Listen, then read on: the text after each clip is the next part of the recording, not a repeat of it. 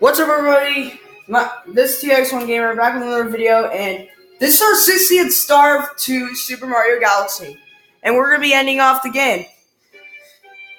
So, last episode was like an hour and 30 minutes long.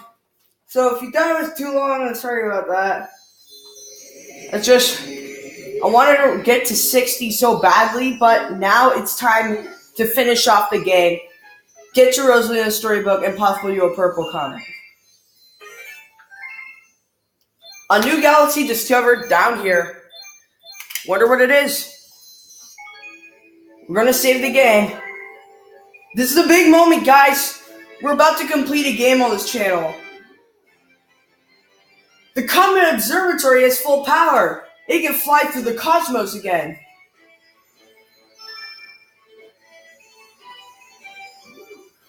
It's time. Do you want to go to the location or a special one in the center of the universe? Of course! Alright then, off we go. I'll tell you, I'm not gonna break down on camera, okay? I cannot break down.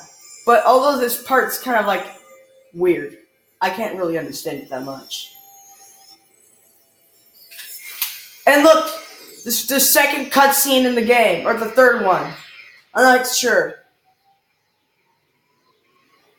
All the parts are getting rearranged for some strange reason.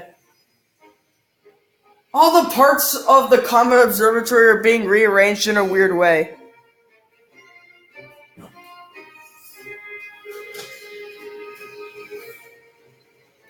Well, we're just blasting right through everything here. Oh, there's that weird UFO thingy. There's a warp field inside the castle. Go! They're inside! Hurry! I did not see the dialogue say Mario. Those parts of the Comet Observatory are rearranging themselves weirdly. Why do they need to rearrange themselves? I mean, they're not like giving the Comet Observatory power.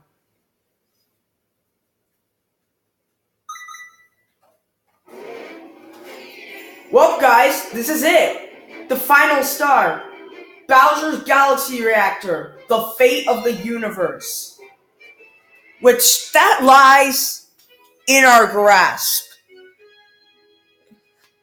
We gotta do this. Or else, we'll never save Peach. Oh wow, these things are weird. They change gravity easily. Better not get pulled in the wrong side. You know what I'm talking about.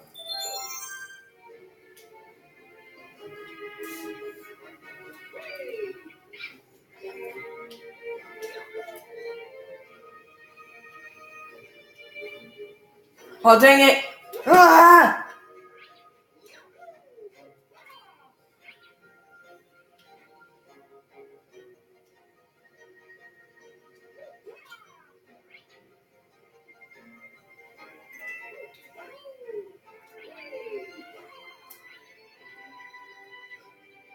Well, I'm gonna go flip to the top because I want to avoid that dry bones down there. Okay, onto a lava planet.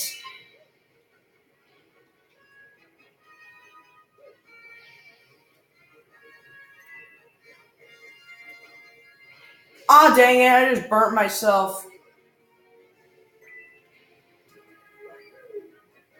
We're going for the 1-up, because we're probably gonna need it. I mean, this is the final galaxy in the game.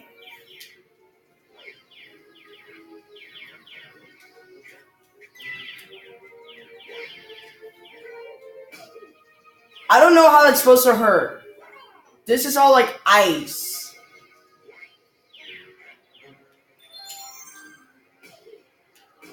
Ah, my god, I just hurt myself. That's where the extra life comes in handy.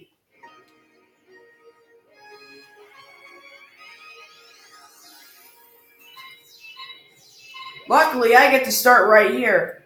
Right at the lava planet. So I can get the extra life again.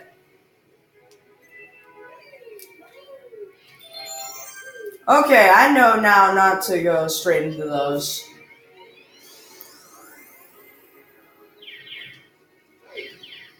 Now we're going to just skate easily. Maybe skate.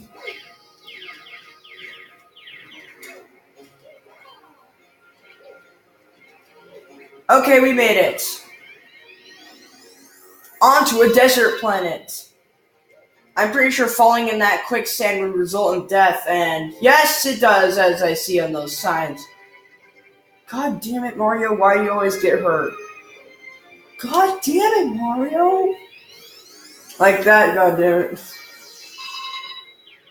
More pads just appearing into existence.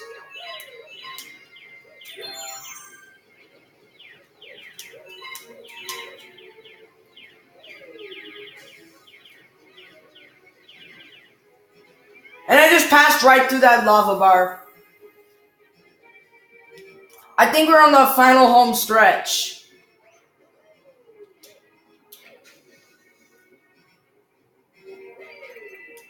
And we got all the coins we need to be good. I'm not getting that life over there.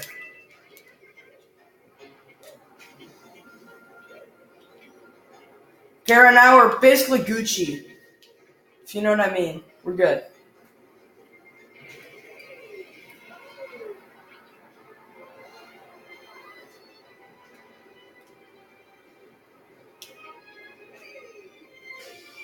I mean, Diver's still a little bit of a coin, but hey, it's worth it. I mean, coins are worth nothing.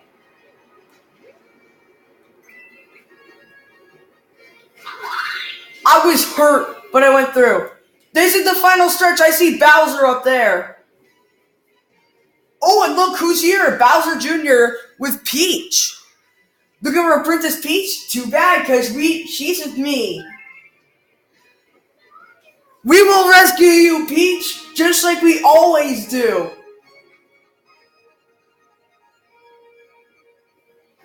And Bowser, well, as for you, you're screwed. I wasn't going to use a glitch here because, here's the thing, I'm not able to do it with Mario, and 2, it would cause the game to freeze. So, that's it. Bowser, you're going down. Stop looking at me like that! Okay. Bowser, it's time for you to die. Finally! You got here just in time to see the creation of my galaxy in the center of the universe. Watch and weep. How would he know exactly the pinpoint center? From this galaxy, I will rule a great galactic empire with Peach by my side. It will last forever. I will rule every pitiful corner of the universe. So, Mario, as you can see, I got big plans. And stomping you is at the top of my list. That's actually at the top of my list. Thank you very much, and I'll be doing that first. So, I don't know what you got planned this time. I think, because, I don't see any paths to do or anything. Also, you're going Rock Bowser on me. You're using a power-up that is in Super Mario Galaxy 2. To be honest, that sucks. Just jump over these. Shockwaves. Oh my god, I wasn't even ready for that.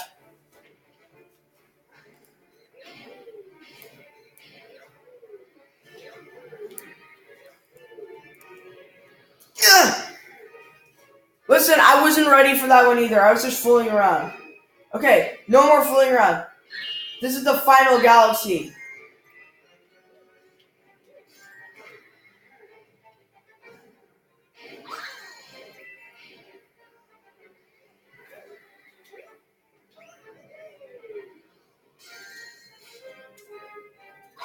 Okay.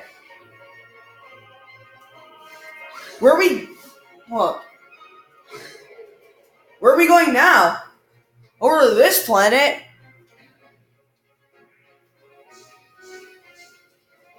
Ugh! I gotcha, fam.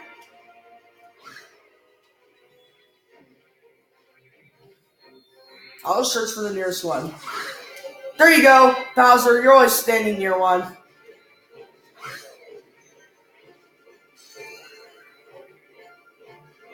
Ah! Where are we going now? I think this is the final segment. Guys, we've reached the end. This is the final segment. We've gone to the very end of this game in 11 episodes.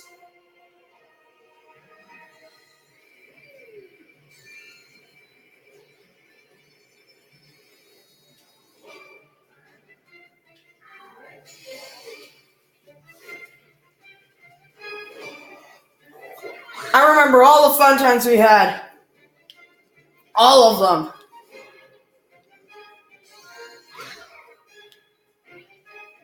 We're on the final stage, guys.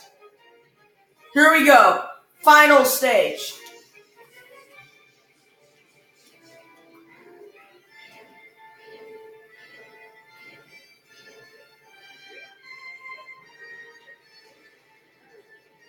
Hey, Bowser. Don't get an idea.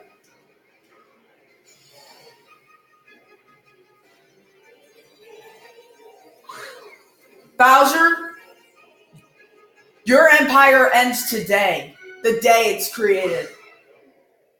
And we have beat Bowser! Guys, we've officially done it! We have beaten Super Mario Galaxy. Now let's go see. Bowser's just turning into a multi-fire and burning. Oh, accidentally pressed that button. Sorry guys. And here comes the Grand Star. Mario's just gazing at it, mindlessly gazing at it, because it's a Grand Star. Can't resist it. Just to touch it. Just to touch the thing. And here we go. 61st star of the game, and the final. Possibly, because we're still gonna get the purple coins, right? Final star. Okay, guys.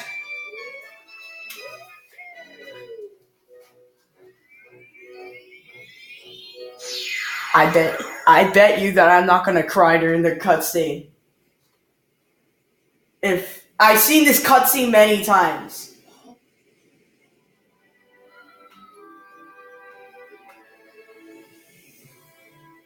And we completed the game. Not entirely, though.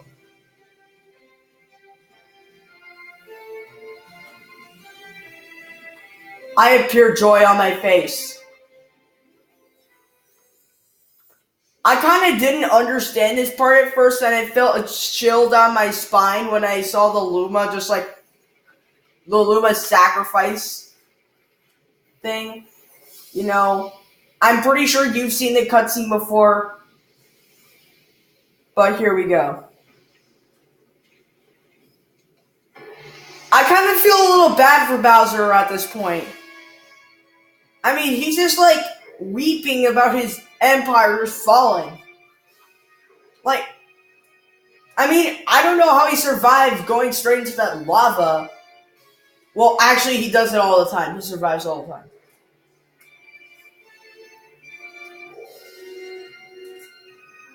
No! My galaxy! My empire! This can't be happening! Well, Bowser just died. And guys, a black hole's been created that is ripping apart the very fabric of space-time as I talk.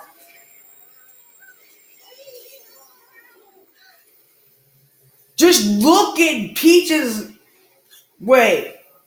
Hold on. Dang, just look at the Comet Observatory getting demolished like that. Peach's castle doesn't even receive that much harm. I was crying at first for this part, but now I'm not crying anymore. You may be crying as you see this part, because Mario's been with Master Luma the entire time. See, I'm still not crying. I'm not crying still.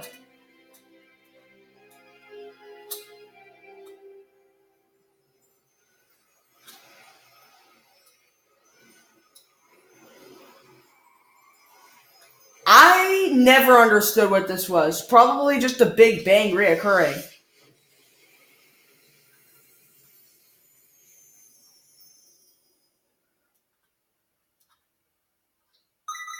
Oh, wonderful. Another warning! This part is very cryptic, but you will understand it as I speak. Do you hear the baby stars? These newborns will grow up to become galaxies someday. Mario, the one who destroyed the universe, is finally here. When stars die, they turn to stardust and scatter across the cosmos. Eventually, that stardust reforms to create a new star, and so the cycle of life continues. But the cycle never quite repeats itself in quite the same way.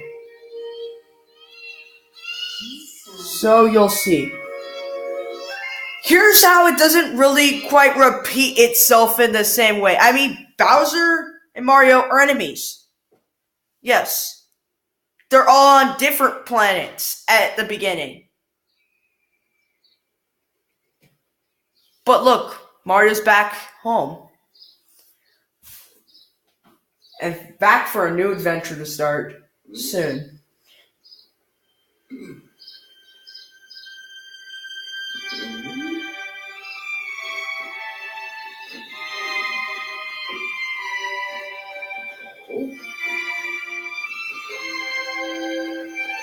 And see, the galactic creatures were all on different planets. Evidence! Lone Tree!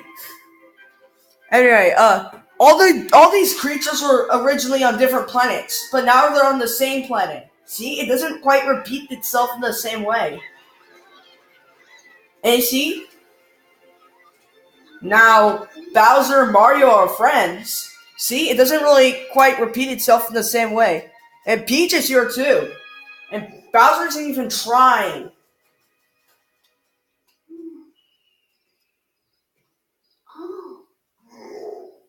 Bowser notices too.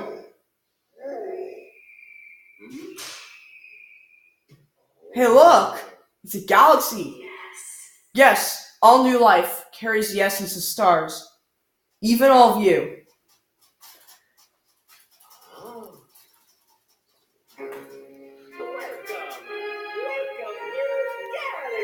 And there, we have it. That's Super Mario Galaxy, guys. I'd like to thank you all for all the support you've done for me this entire time. It really means a lot to me. And we've gotten a lot of new subs during the way as well. New subs, welcome to the community. I wish I would have told you that earlier, but this is a good time to tell you. So, I mean, we've had some good times, we have some bad times, we've had some errors in making this. Like, 2 errors, like, seriously, we missed some stars. And I had to redo this twice. But, it's all worth it. So, up from the beginning, I was thinking this was going to be a prosperous series. A great series. A series that's going to be much better than the rest of my series. A little more complete, would you say? And yes, this turned out a lot better than the rest of my series. I actually completed this one, which is pretty great. I wonder how you're feeling about that too. It's pretty great. So yes, I'm publishing this on the same day that I am publishing the other video. I haven't published the other video in my time yet. So, guys, still, thank you so much for the support. I really appreciate it. And I'm already on the market for Super Mario Galaxy 2, so I'll let you know when that's ready. I'll let you know in one of my future uploads. But here's the thing, I'm not done with this series yet. There's still a little more stuff I need to do. Not just in this episode, but maybe for a future episode. I mean, I'm not done with the series yet.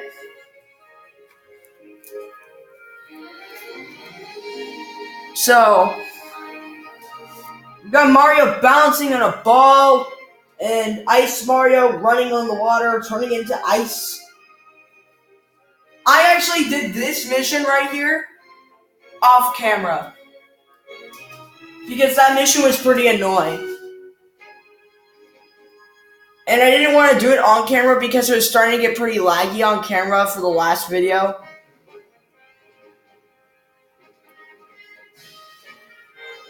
Because the video was like an hour long. An hour and 30 minutes long.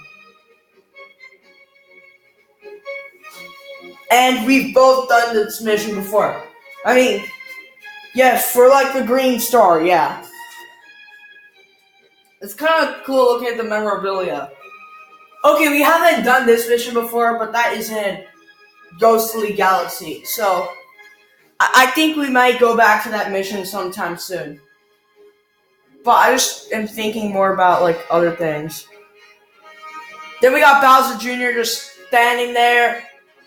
Yeah.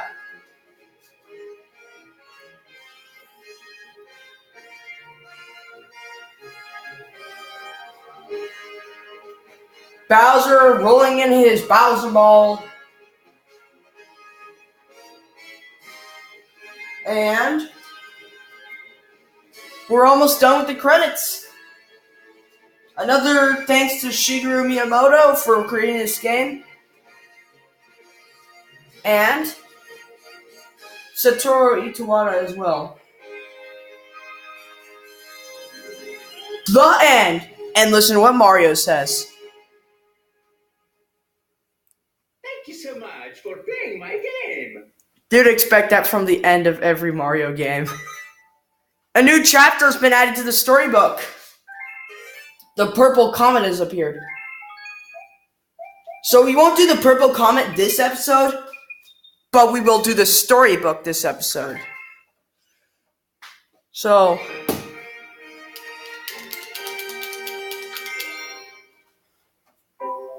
we'll have to go back into the file.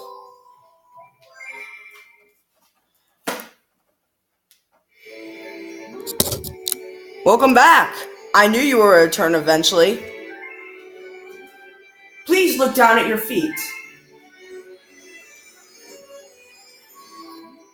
This number you see represents the number of power stars you need to access another world.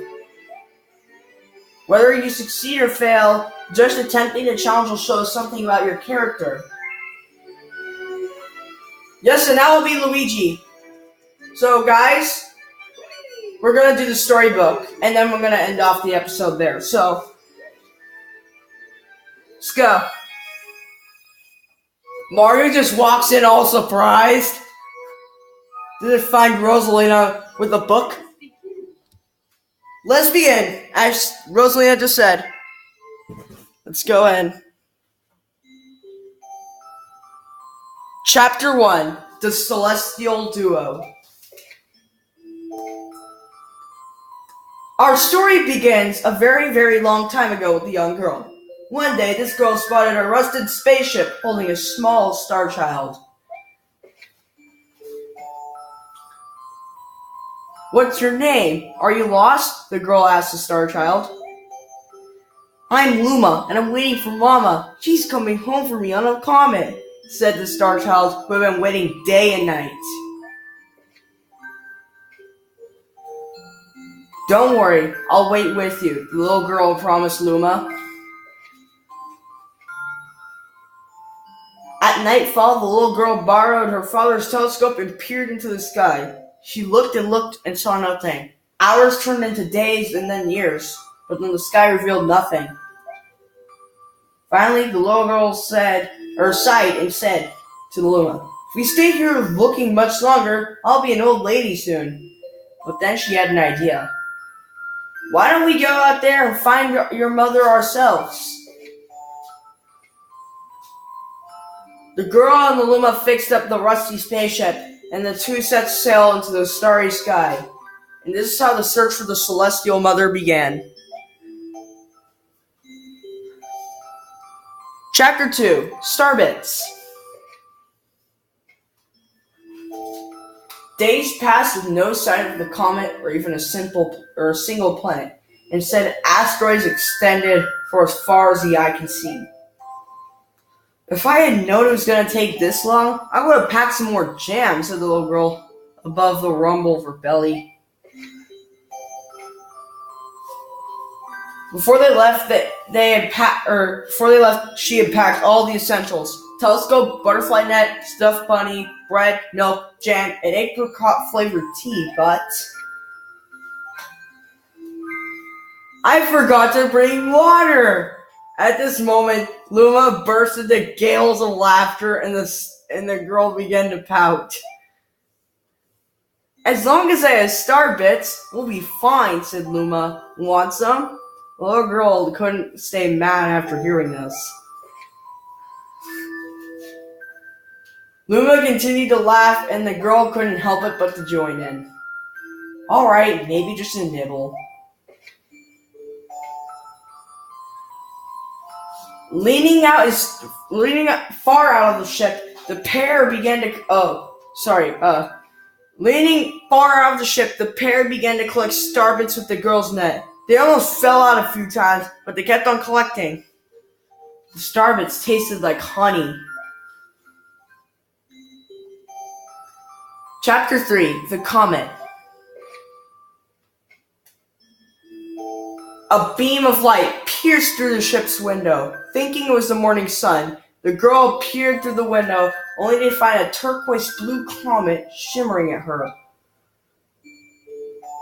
The little girl shook to the sleeping Luma and woke up. I didn't read it, sorry. And shook the sleeping Luma awake and shouted excitedly, "We have to get that comet!" The pair descended onto the comet and found it was made of ice.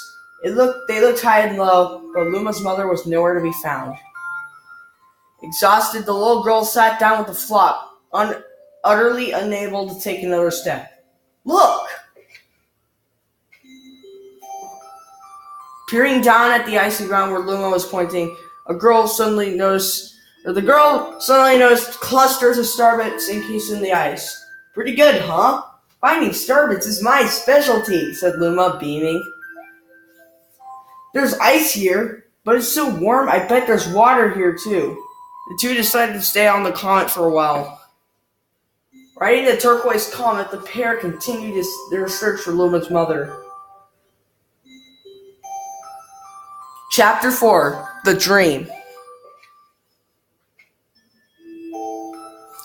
One night, the girl dreamed about her mother. Where are you going? She asked. Her mother's retreating back. Without turning, her mother replied, Don't fret, dearest. I am not going anywhere.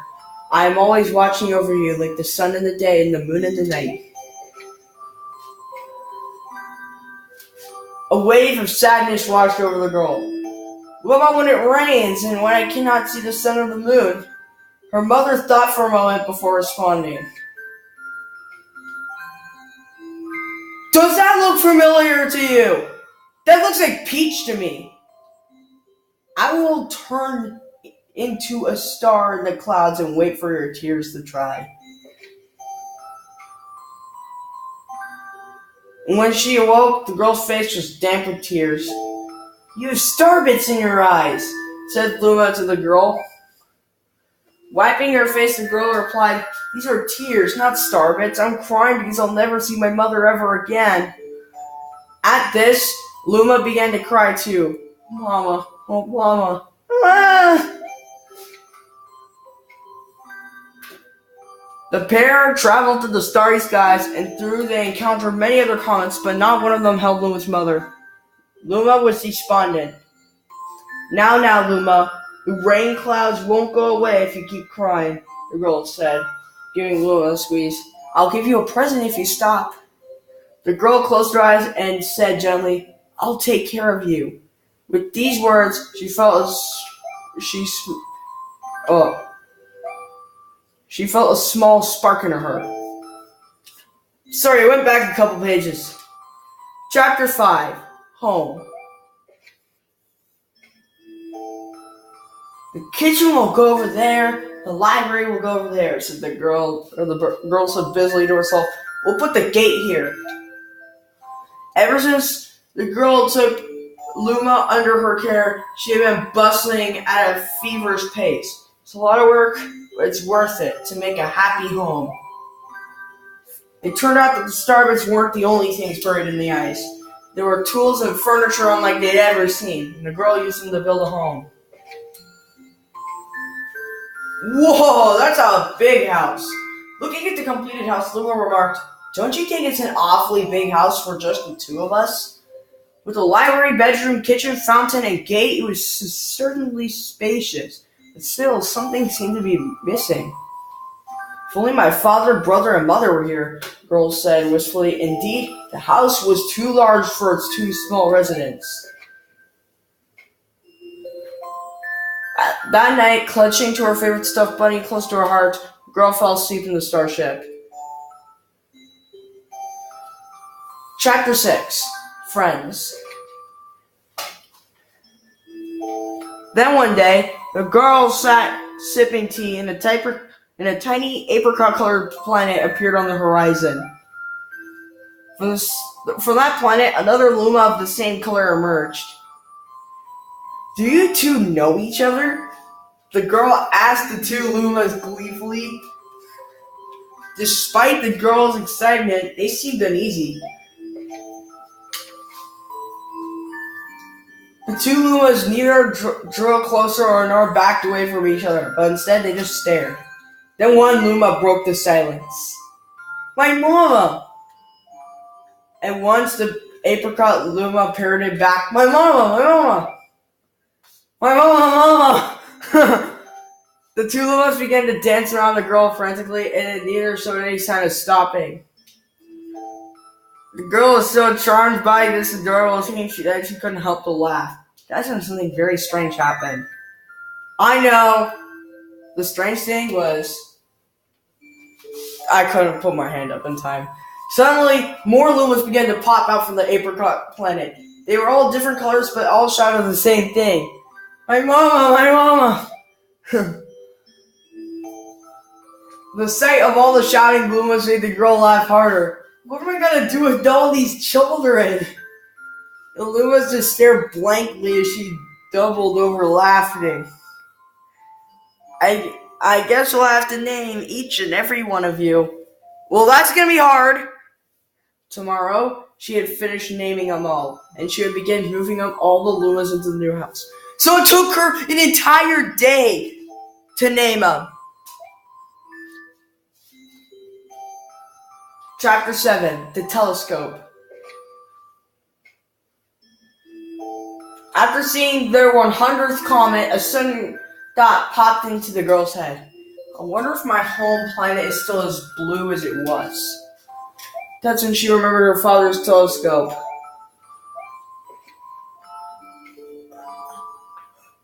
Peeking into the telescope was a tiny blue dot floating in the sight. It was smaller than a starbit. How strange. It's so far away, but it feels so close. How can she do it with that precision? She twisted the knob of the telescope, and the blue dot grew until she could make out a grassy hill dotted with flowers. It seemed very familiar to her. Does this look familiar to you? That's a castle. Three-spired castle. Zooming even closer, a terrace on the hill came into view. I used to go stargazing here when I lived on my home planet. It was dotted with yellow, blue, and purple flowers. You see yellow, blue, and purple flowers over at the beginning of Super Mario Galaxy, so yeah. She remembered rubbing the sleep out of her eyes as she followed her father up that hill to look at the stars. She remembered how she and her brother would sled down that hill. She remembered having picnics with her mother on that hill all the bright and windy days. Guys, don't cry here. This is where the story takes a very dark turn. And I want to go home. I want to go home right now. The girl burst into tears, and the Lumas didn't know what to do.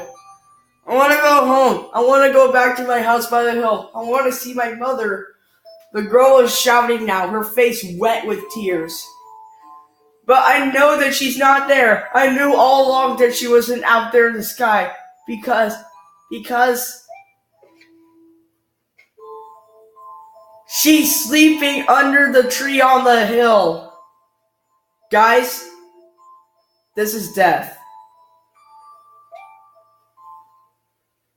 The girl's cries echoed through the stars, and a hush fell over the area. Chapter 8, The Wish. Guys, that part just gave me a little bit of a chill up my spine, if you know what I mean. Though usually quite cheery, one day the girl became sad again. The Luma drew close and tried to comfort her. Mama, you still have me.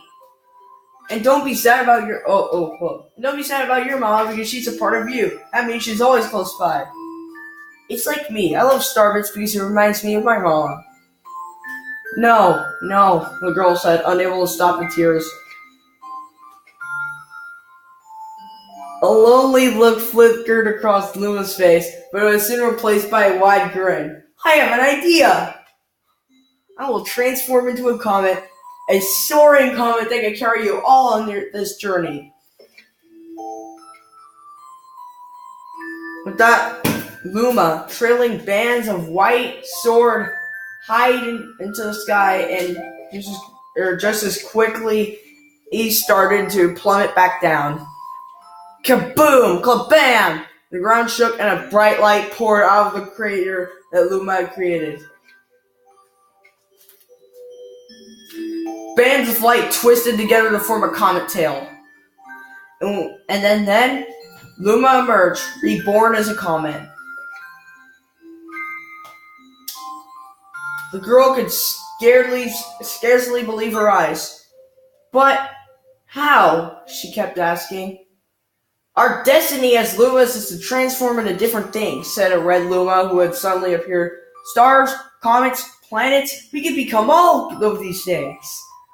When I grow up, I want to become a star that makes someone special smile, said a green Luma. And a blue Luma chimed in. That Luma turned into a real cutie of a comet, didn't he?